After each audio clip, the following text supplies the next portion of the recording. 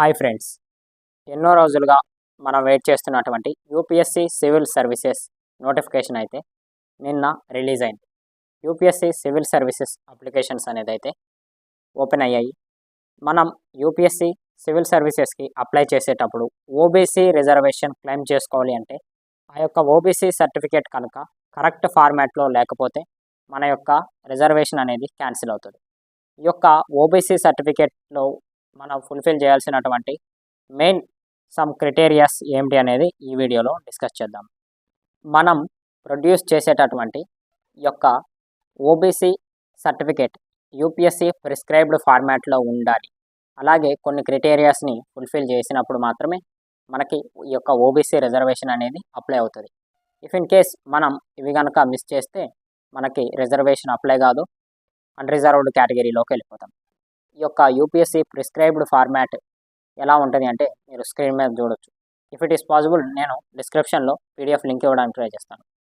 ఇలా ప్రిస్క్రైబ్డ్ ఫార్మాట్లో మన name this is to certify that, అలాగే మన యొక్క విలేజ్, టౌన్, డిస్టిక్, స్టేట్తో పాటు this is also to certify that he or she does not belong to the persons sections creamy layer mentioned in column 3 of the schedule to the government of India, department of personal and training.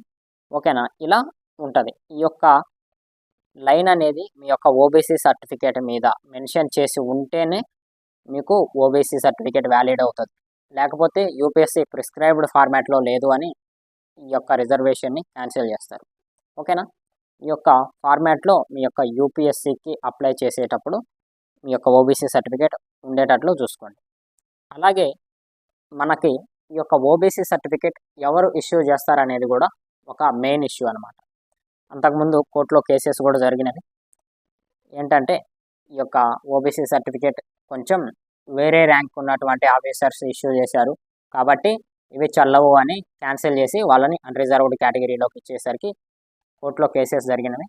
వాళ్ళు consider చేసేది ఏమిటి అంటే first నుంచి మనకి ఈ యొక్క OBC certificate issue చేసేవాళ్ళు minimum తహసీల్దార్ grade ఉన్నటువంటి ఆఫీసర్ అయి ఉండాలి.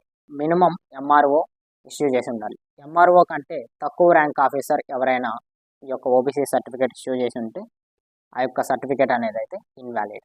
ఓకేనా, ఇంకొక పాయింట్ వచ్చేసి some castes are OBC in the state list but are general in the central list.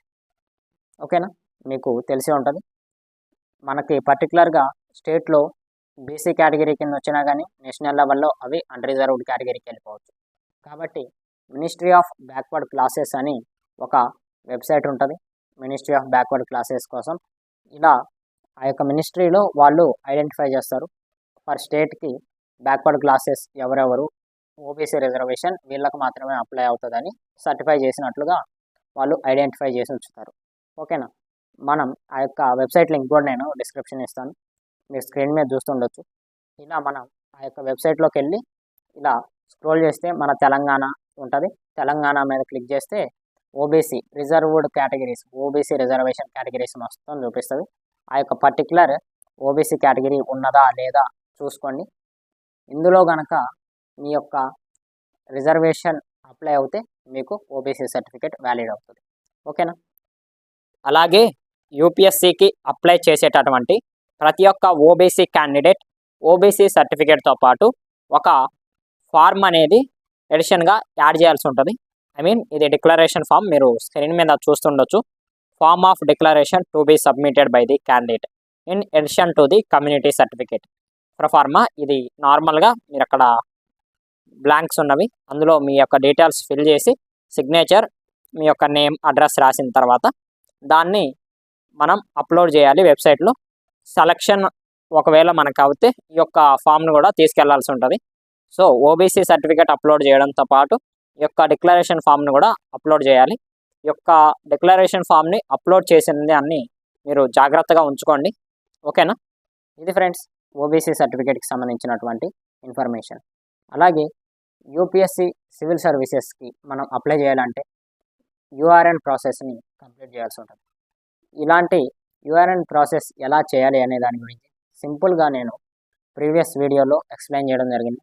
ఆ వీడియో లింక్ కూడా నేను డిస్క్రిప్షన్లో ఇస్తాను, మీరు ఆ యొక్క వీడియో చూసి యూఆర్ఎన్ ప్రాసెస్ని కంప్లీట్ చేసుకోండి. ఇలాంటి మరిన్ని వీడియోస్ కోసం మన ఛానల్ని రెగ్యులర్గా ఫాలో అవుతుండండి. Don't forget to like the stream and subscribe to the channel. Thank you for watching.